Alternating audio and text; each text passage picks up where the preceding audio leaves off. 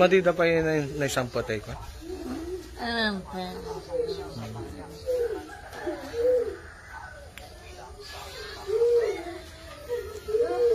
Saan ano? Binti. Dito isa. Dito po yung nanay, dito yung anak. Oo. Yan. At ito naman yung kanyang mga nauli ng pamilya. Saan yung anak niya? Umalis po yung lalaki, may pinuntan sila kasama yung dalawa sa munisipyo. Hello. Kaibigan ako ni Maggie, yung ano, yung Banyaga. Anong oras nangyari yung ano? Ano po, mga alas 5 po yun. Nandito kayong lahat?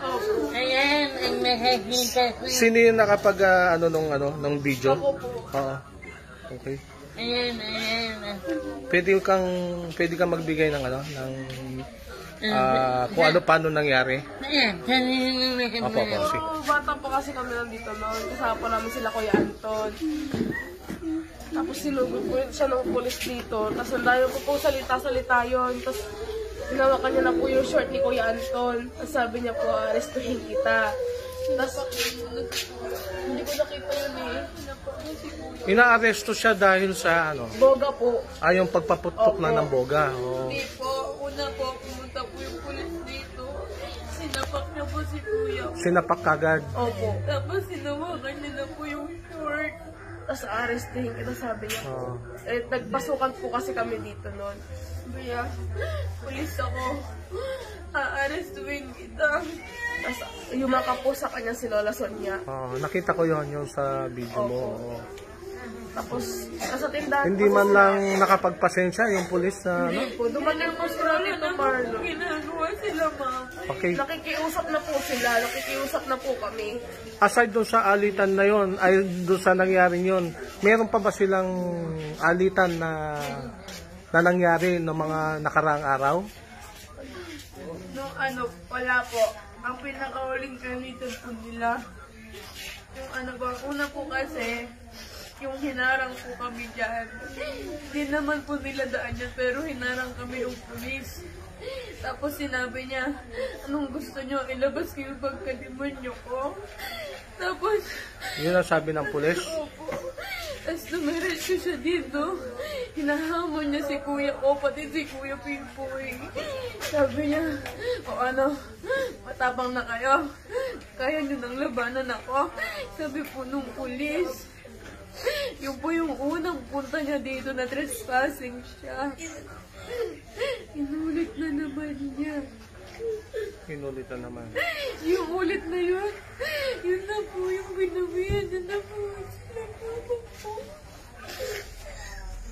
Okay, anong mensahe nyo doon sa nangyaring pagkamatay ng inyong tatay at lola?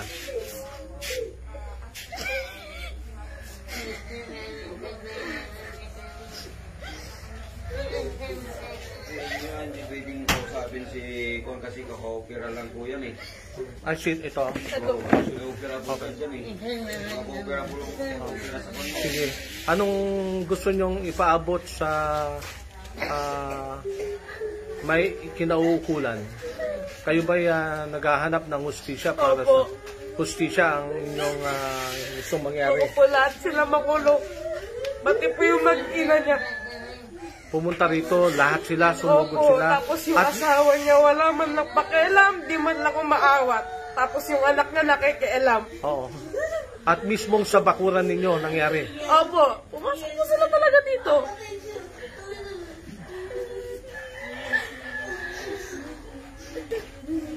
Wala pong ginagawa si ate ko. Sinabunutan niya. Nakikiawat lang po si Ate Tasha. Yung anak niya sinabunutan. Yung anak Mga niya. pulis po, sinabunutan si Ate Tasha. Okay, nandito po tayo sa bahay ng napaslang na mag-ina na si Sonia at Nanay Sonia at si Anton. At nasaksihan natin at nakita natin ang kalagayan ng pamilya Rufino rito. At hustisya po ang hinihingi ng pamilya Rufino dahil hindi ho makatarungan ang ginawa ni Jonel na isang pulis Parañaque. Ito po ang inyong lingkod, Ronji Ronda Dakigan, nag-uulat mula po sa Paniki, Barangay Kabaywasan, Ronda News and News Front.